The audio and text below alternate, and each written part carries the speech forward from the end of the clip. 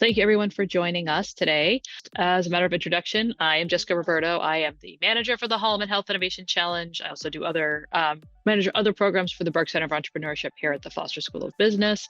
But today, as I mentioned, we're here to talk about the 2023 Hollomon Health Innovation Challenge.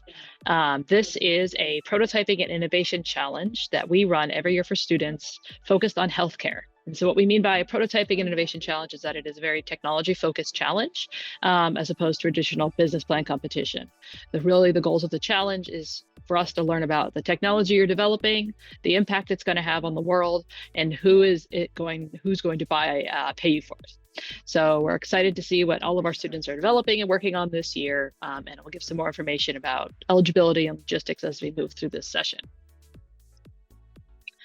As you may have noticed, this is now a good time for healthcare innovation, especially with the advent of COVID. There's a lot of energy around the new innovations and new ways to deliver healthcare and better ways of delivering healthcare, enabling technologies like mRNA vaccines, the impact of AI and machine learning in the space, changes to delivery, changes to workflow, working conditions, all of which is ripe for innovation.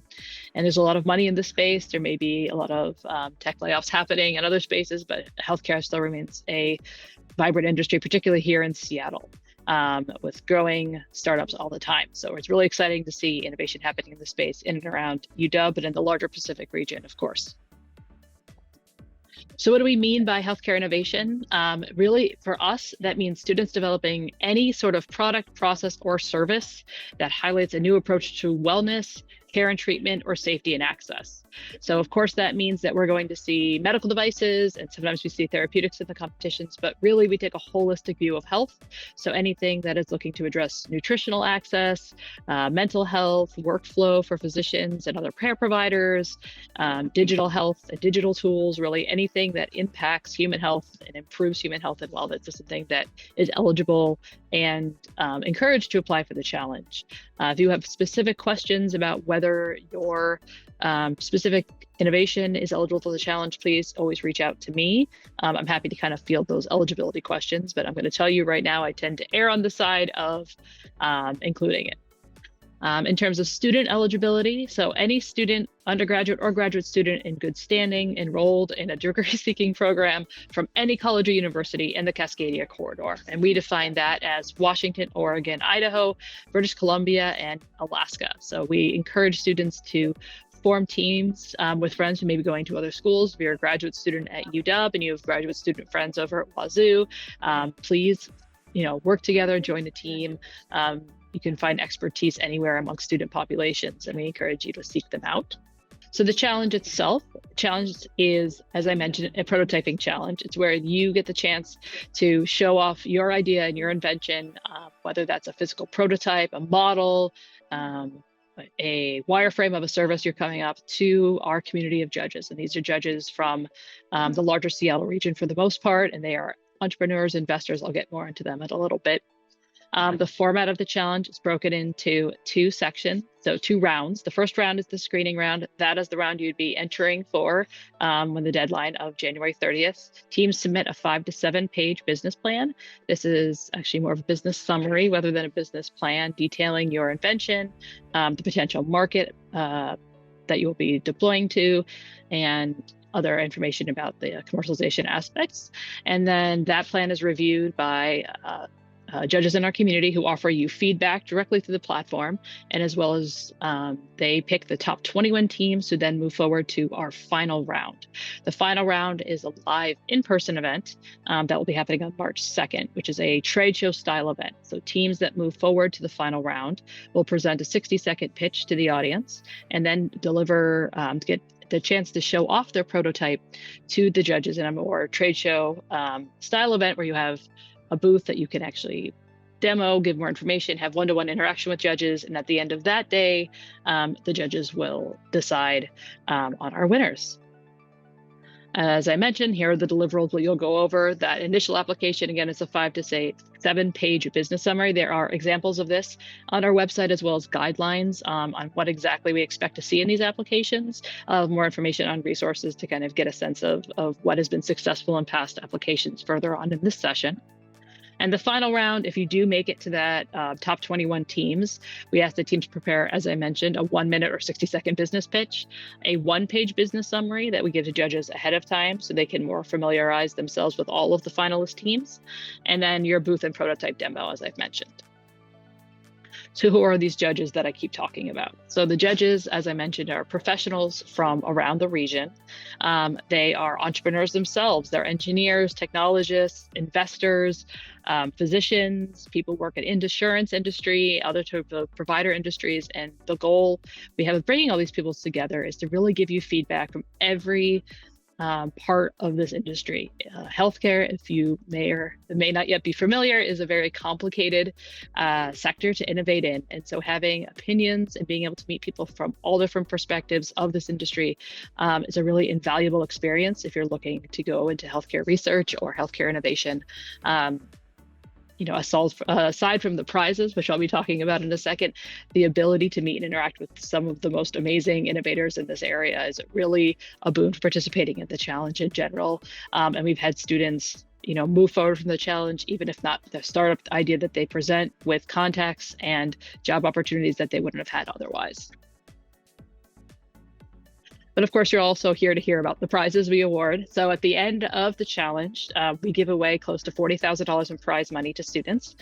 We offer the top 3 prizes, the grand prize of which is $15,000. The second place prize is $10,000, and the third place prize is $5,000. We also offer 4 specific category prizes that we call the Best Idea Prizes. These are awarded to teams who submit innovations in specific topic areas.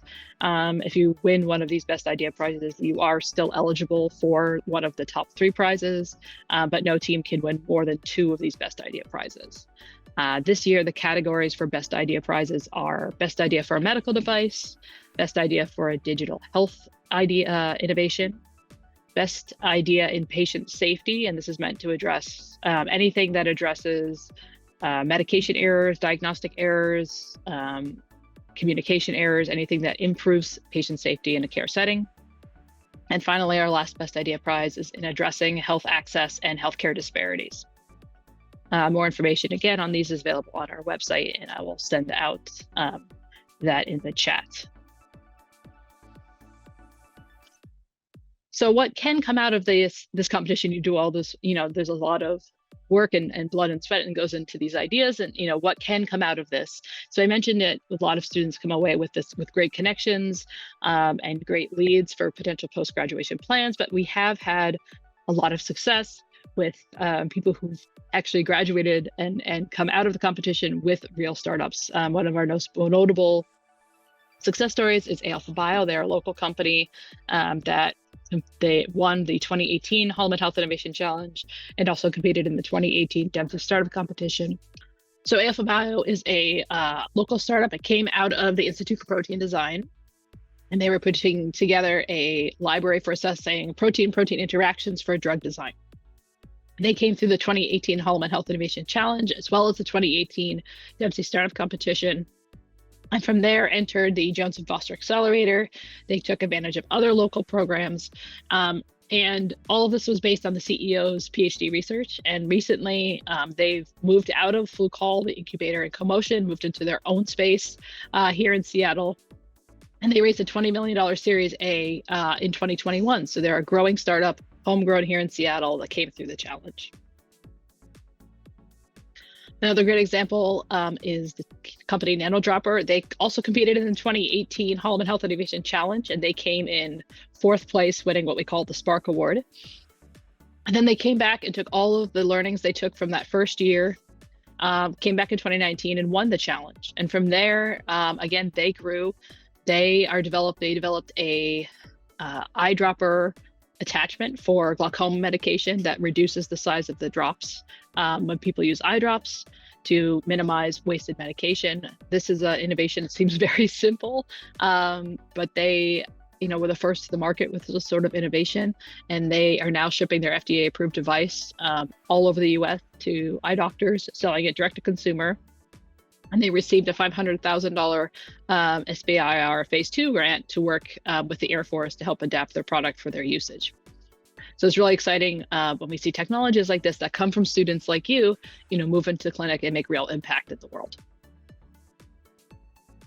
So we introduced the application to you. I've introduced the competition, but what are some other things you can do to prepare?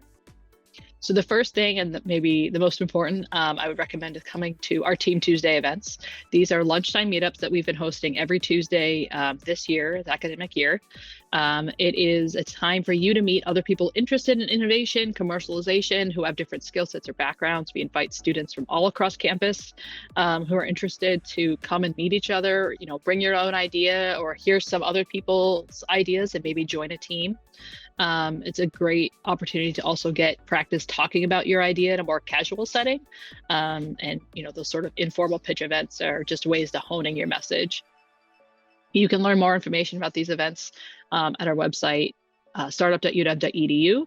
And please note, we'll be moving these around campus. So actually next week, Team Tuesday is a special event happening at night at the Hub called our Networking Night. It's in conjunction with the Science and Technology Showcase that some of you may be aware of through SIBA.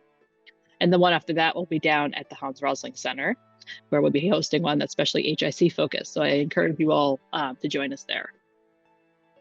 Beyond that, we have other resources that I can go into detail if anyone has specific questions. I have office hours every Wednesday. Sign up is on our website. You're more than welcome to talk to me. I can't review and give specific feedback on business plans, but if you have any questions about the process or what is eligible, those I'm more than happy to answer. I also have physical copies of successful summaries from past 5 to 7 page summaries from past competitions from teams that have made it to the final round. So if you're interested in kind of getting a look at previous years' examples beyond what's on the website, you can sign up to view those as well on the website. I have that binder available in our office.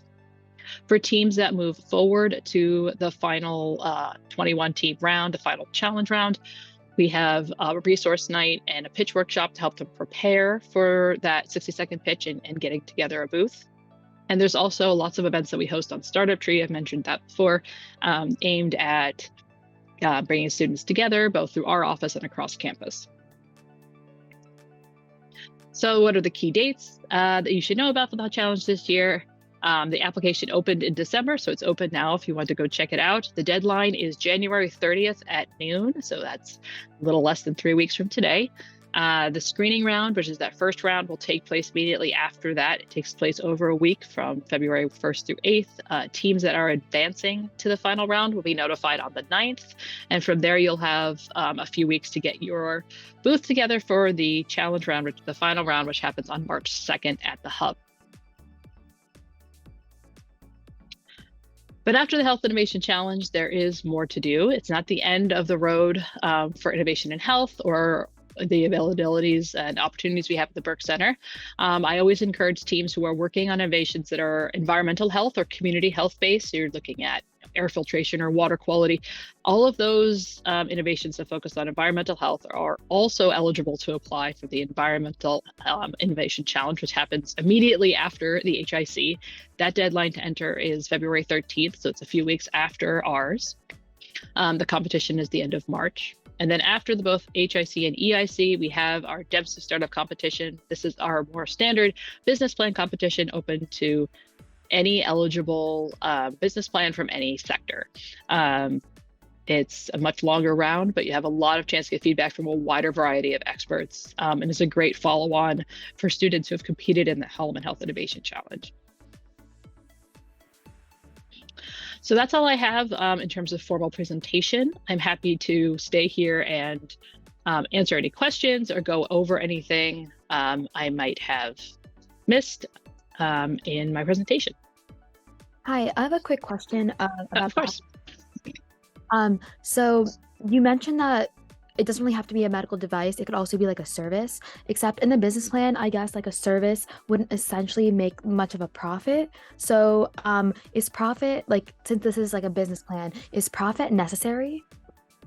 I wouldn't say profit is necessary, but sustainability is necessary. Okay. You have to be able to, fund and make sure that you can keep your, if not a business or your nonprofit, growing. I think that would be more key than specifically profit. Okay, thank you. For prototyping, I guess for a service, it would look a little different. My team was hoping to make an app or either a website. We haven't decided yet. So, in terms of like implementation, I guess a service can't really be implemented even if we make it to the final round in terms of timeline.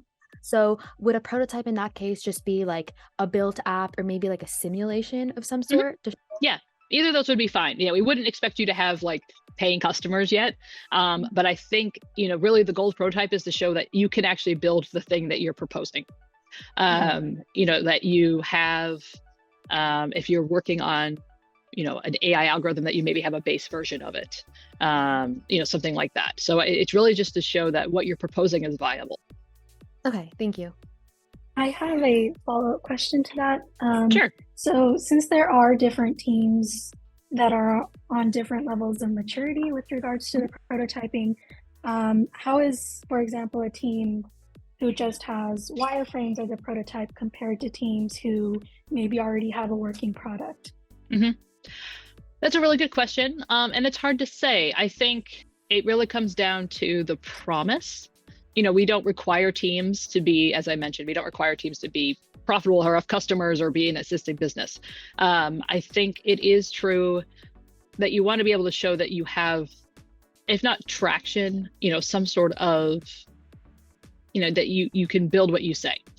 And that's why we bring in judges from a lot of different backgrounds, because all of our judges here are here because they're there to support the student experience. They understand that you're not necessarily seasoned entrepreneurs who are looking for like venture funding at this stage. They understand how early all of our teams are, that this is often the first time teams are even proposing ideas, let alone talking to judges or investors about them. And I think judges tend to be very generous. And then with that understanding, we've had teams compete where their prototypes are literally cardboard models with string to show the basics mechanics, and they've won prizes. So I wouldn't be discouraged if you feel like you're necessarily earlier than other people who have competed before. I think just to come up to that point, the end goal isn't always, judges don't always see the end goal for the technologies in this competition to be a startup either. If they just see a technology that has potential for huge impact and could be even licensed to a larger company and not necessarily, taken all the way to market themselves, that's also a valid endpoint for a lot of companies and ideas coming through this challenge. So you should keep that in mind as well. So I also have another question. Yeah. Based on the examples of business plans on the website, a lot of them seemed very technical in terms of they have more to do with, medical technology and biology. So for a team that's more focused on a commercial software that is contributing to health, would you say or how do we position our business plan? Because obviously it's not going to be that technical or scientific. Yes, I'd say for you, schedule some time to come in and look at the ones I have printed. So the ones on the website are from older competitions because it's more of a public forum to view them right on the website as opposed to what I have in the office. And some of the plans I have in the office are from more recent competitions where we have been seeing more software applications. So I do have some more specific software oriented business plans in the office. And that might give you a better idea. But as a quick answer right here, people for the software plans have kind of just shown like a mock-up of what a app or a software interface would look like and walked through, say, user case studies as sort of their technical applications. Well, thank you all again for joining me. If you have any questions, please feel free to reach out. We also are having an in-person info session towards the end of the month. If you have some burning questions and you want to come back and see this presentation again, you're more than welcome to join us. And until then, best of luck with your applications and have a good rest of your day.